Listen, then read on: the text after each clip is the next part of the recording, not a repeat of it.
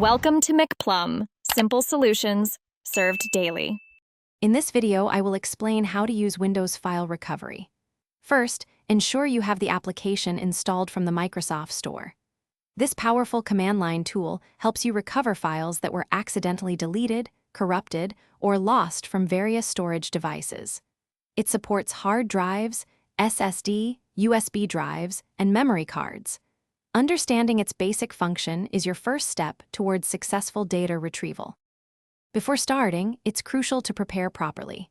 Immediately stop using the drive where files were lost to avoid overwriting them. Always choose a separate destination drive for your recovered files. Never save them back to the original source.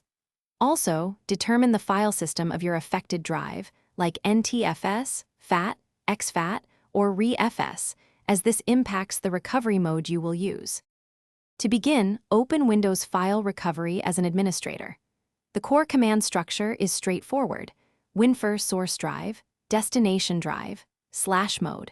You'll replace source drive with the letter of the drive where your files were lost, and destination drive with a different drive letter for saving recovered data.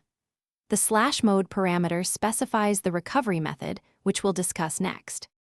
Windows File Recovery offers different modes: default, segment, and signature. Choose the appropriate mode based on your file system and how the data was lost.